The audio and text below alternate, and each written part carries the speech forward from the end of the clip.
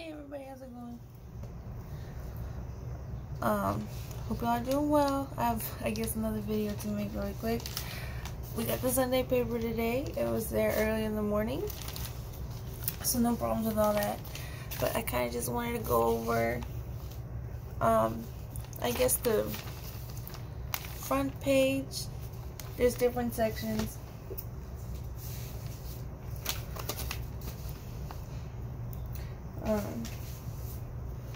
I haven't even looked at this one. This one's usually a lot of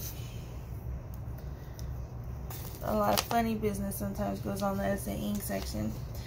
But anyway, I haven't read it. I just started scanning over this part of the Sunday paper. Stressing safety. I don't know if y'all can see this very well. It says, in wake of Uvalde, schools in San Antonio re-examined security. And at Carvajal Elementary School, they are prioritizing safety over convenience, their words. And what they're doing here is they're lining up when it's time to go home. They're lining up the kids and they are letting each student out one by one.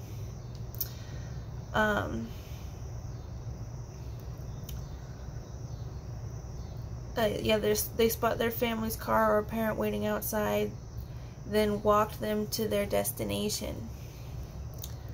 Not really too sure what that has to do, how that reflects with what's going on and what happened with Uvalde.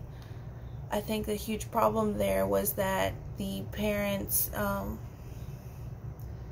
could not get into the school, and the kids were stuck in the school. So I don't know how, that seems really weird to me, and I just wanted to share that. Also, open up the paper, gun, abortion, I don't know if you can see, the metro section. McCraw says he'll resign if DPS is at fault. Says McCraw made the remark after being confronted by a CNN reporter in Brownsville where he was attending a legislative hearing. The impromptu interview featured McCraw's first extensive public remarks about the shooting at Robb Elementary School since June, when he testified for hours at the Texas Senate hearing in Austin, largely blamed local police for their botched response.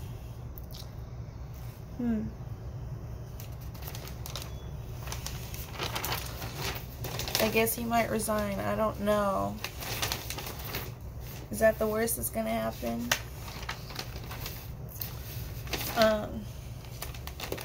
It's got some mental health and 2 DPS articles. This is a continuation of the one I just read. Then we have another one up here. It says Texas DPS denies racial profiling of drivers near border. Didn't read that article. Try my best to read it. Banning books. What do they say about banning books? They say it's politics, not parents, drive book bans.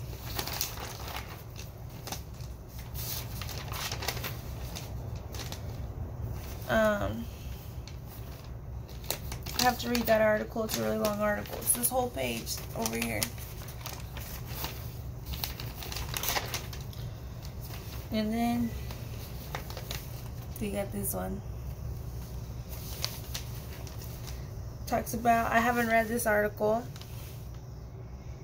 but I don't know if you can see that one part right there. I forget what it's called. I know there's a name for that. It says President Donald Trump sits at his desk after a meeting with Intel CEO Brian Krzanich and members of his staff on February 7th or February 8th 2017, as a lock bag is visible on the desk, the key still inside at the left. In 2017, beginning. And then DOJ spars with Trump team over picks for special master. Whatever that is. And Planned Parenthood. Whole article about that.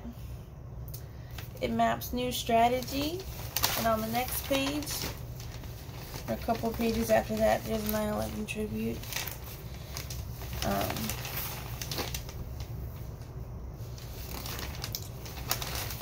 The opinion page, some of the writers are good, some aren't.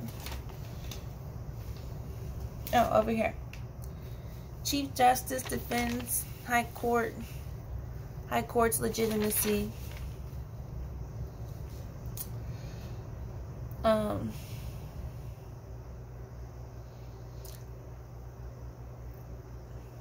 Chief Justice John Roberts defended the authority of the U.S. Supreme Court to interpret the Constitution, saying its role should not be called into question just because people disagree with its decisions. It's the last page on there.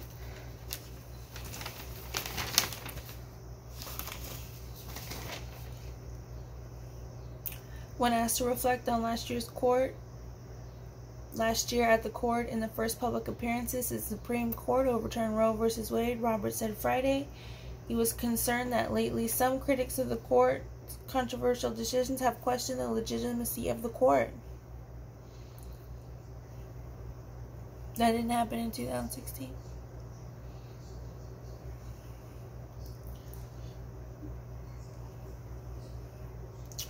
Which he said was a mistake. He did not mention any specific cases or critics by name. If the court doesn't retain its legitimate function of interpreting the Constitution, I'm not sure who would take up that mantle.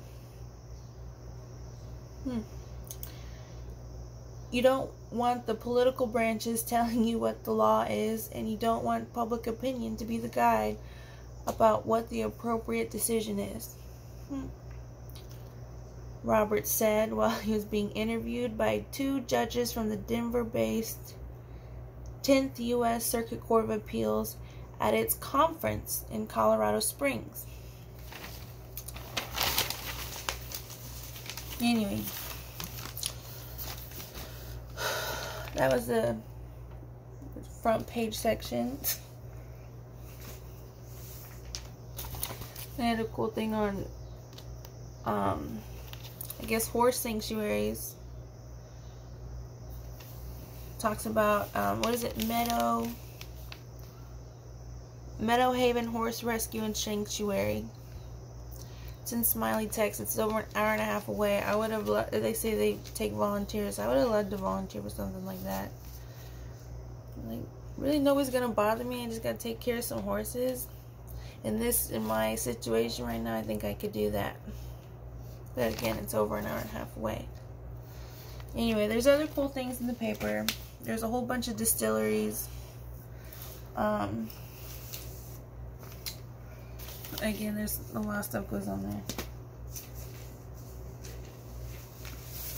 A whole bunch of distilleries and restaurants opening. A lot of it says, oh, it's like Austin. It's really kind of praising the Austin influence. So again, I have no problems with Austin. Austin's Austin, San Antonio's San Antonio. Anyway, just wanted to share that because it was a long video. It got me heated. All this in the Sunday paper. Anyway, hope y'all are doing well.